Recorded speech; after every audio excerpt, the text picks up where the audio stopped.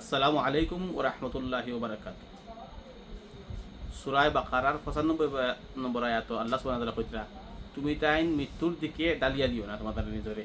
তোমার মানে যে কার্যকলাপে তুমি তাইন মৃত্যুর দিকে মানে মানে পড়ে যাইবাই, তো এই কার্যকলাপ তুমি করিও না, তার মানে এগুলো হারাম। মানে নিজের নিজের হাতে নিজেরে হালাক করিও না, মানে মৃত্যুর দিকে ঠেলিয়া দিও না, সারাংশ হইল ওটা। তো ব্যাপারটা হইলো, আমি ওই সম্বন্ধে কিছু মানে বর্তমান প্রেক্ষাপট সম্বন্ধে তোলা কথা কইতেছি। যারা বাসও বিচরণ করেন বা বাসও আরোহণ করেন, মানে 40 জনের ক্যাপাসিটি বাসও, উঠে গেলে 60-70 জন, এখন এগুলো যাইজ না যাইজ নাই। আমি কই মুটাও হারাম, নিয়েও হারাম। 40 কারণ বসত 40-45 জন নিতে পারবা, কারণ 40 সময় 80-70-80 জন সময় লোয়া হয়, তখন এইটা বাসটা তার ক্যাপাসিটি হারিয়ে ফেলে। ফলে বেশি পার্সেন্ট 99% গাড়িতে অ্যাক্সিডেন্ট হওয়ার সম্ভাবনা থাকে। তারপরে মেরামত ঠিক থাকে না। যারা উঠায় তারাও হারাম কাম করে, যারা উঠে তারা হারাম কাম করে। তারা নিজের মূল্য বুঝে না, নিজের যে জীবনের মূল্য। ও যে তারা দ্রুত গতি, এই যে তাড়াতাড়ি যাওয়ার জন্য যে তারা গতি ইউজ করে, এখন তারা যদি একদিন অ্যাক্সিডেন্ট করে, একটা ফাও যদি ভাঙ্গিয়া লায়, তা তার আজীবনের কষ্ট, কিন্তু শেষ হবে না। তারা কিন্তু এটা বুঝতে পারে না। এই জনগণে বুঝতো কেমনে, কোন দিন বুঝতো? এটা সাধারণ আমরা যারা ভালো মানুষ, যারা শিক্ষিত মানুষ, তারা এরা বুঝাইতো, বলে বাইরে তুই যদি হঠাৎ করি একটা ফাও ভাঙ্গিলে আসতে তোর জীবন চলে যাবে, তুই কিন্তু ফাওটা রিপেয়ার করতে পারবে না। আল্লাহ যে তোর যে সম্পদটা দিয়েছেন, তুই শুক্রিয়া আদায় করে গতিকে তুই বুঝরে না। তোর হাতের মূল্য আছে, তোর পায়ের মূল্য আছে, তোর চোখের মূল্য আছে। মানুষ একজন অন্ধ মানুষের তুই জিজ্ঞাসা করিস, চোখটা দুইটা চোখ যদি চলে যায়, তোর 10 লক্ষ টাকা দিব, 20 লক্ষ টাকা দেবো চোখটা রিটার্ন করতে পারলে, কিন্তু সবে পারে না। আল্লাহ যদি যারা চাই তারা মায়া করে আবার রিপেয়ারিং করে দিলেন, মানে এগু ফাইলে আর নতুবা কোনো দুনিয়ার কোনো লোকাতে আর করে যেতে পারে না। গতিকে একটা হাত বাংলা মানুষের জিজ্ঞাসা করিস, একটা হাত ভাঙি গেলে মানে মানুষের জিনিস বহন করতে পারে না, বাড়ি বোঝা বহন করতে পারে না। হাত গেলে কি, ফাও গেলে কি, যার ফাও গেছে সে জানে।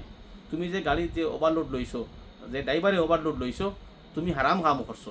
যে গাড়িতে 40 টন মালের ক্যাপাসিটি আছে, তুমি 80 টন লইছো, তুমি হারাম কাম করছো, তুমি জায়জ করো নাই। তুমি এই টাকাটা তোমার একদম বিফলে যাইবে। তুমি যে টাকাটা বেশি পাইবার জন্য যে প্যাসেঞ্জার লইছো বা মাল লইছো, এই টাকাটা তুমি হারাম কাম করছো, তুমি মানুষের হারাম করছো, জনগণের হারাম করছো, তোমার লাগে হারাম করছো। তুমি এটা অন্যায় কাম করছো। ওরকম ঠিক সেম প্যাসেঞ্জার ট্রেনে হোক বাসে হোক, আমরা যদি 40 জনের ক্যাপাসিটি 80 জন উঠিয়ে যাই, উঠাই লাই, তাহলে ওইটা হারাম কাম করছো, এটা কিন্তু জুলুম। কারণ সাধারণ জনগণে বুঝে না, সাধারণ জনগণে সবাই চাই যাইতো। গতিকে আপনারা এটা মেনটেন মানে কিতা কইন, মাফকারিতে থাকবা, যে মাফকারির ভিতরে থাকবা, যতটুকু আপনার ক্যাপাসিটি হালাল তরিকার ভিতরে, যাতে করে আপনার জিম্মায়, একজন ড্রাইভারের জিম্মায় 70 জন 80 জন প্যাসেঞ্জার, তার তো কোনো সময় অ্যাক্সিডেন্ট দেখছি 20-30 জন মারা গেছেন, 40 জন মারা গেছেন, পুরা মানুষ মারা গেছেন, বাসের মানুষ। যদি যদি আপনার একজন কারণে 40 জন মারা যায়, তো 40 জনের মার্ডার গিয়ে আপনি কেমন উঠিবা। গতিকে এটা আপনার লাগে দায়িত্ব, আপনি যে যে জায়গায় আসেন, এটা আপনার দায়িত্ব। আপনি ঠিকমতো আপনার অনুমান অনুযায়ী, মানে ক্যাপাসিটি অনুযায়ী আপনি কাম চালাইতা। যতটুকু আপনার ক্যাপাসিটি আছে ততটুকু আপনি চালাইতা, আপনার অতিরিক্ত করতে পারতা নাই না, টেকার জন্য ও কাজ কোনো কারণে হোক। এটা আপনার উপরে জিম্মা, এতজন মানুষের জিম্মা আপনার উপরে। আর আমিও সাজেশন করবো যে বালা আলিমহল বালা বক্তাসকলের কইমু, আপনাই তো এগুলো কইয়া দিবা, সাধারণ জনগণে জানেন না যে কতজন গাড়িতে উঠা ঠিক আছে, কতজন ঠিক নাই। আমি কালকে পরশুদিন ঈদের যে বাস এবং ট্রেন চালকের কিছু ভিডিও দেখছি, দেখে আমার অনেক খারাপ লাগছে। কারণ এগুলা মানে একদম একদম গ্রহণযোগ্য নাই। ওই যে মহিলারা যেভাবে ট্রেনে উঠতেছে, তারা জানে না, শিক্ষা নাই হয়তো। আপনারা ভালো মানুষের শিক্ষা দিতে, এটা হারাম, এটা জায়েজ না, এটা এরকম মানে বুঝাইতে হইব আপনি, অন্যথায় মানুষ বুঝতে পারেন না। আর এটা যে আল্লাহর এই আয়াতর বিপক্ষে যার, যে আপনি মানে প্রাণহানি দিকে আগুয়াইরা, এটা কিন্তু আপনার লাগে হারাম, জুলুম। এটা আপনি জানতে হইব, এটা আল্লাহ হইয়া দিচ্ছেন ওরকম। আসসালামু আলাইকুম ওয়া রাহমাতুল্লাহি ওয়া বারাকাতুহু।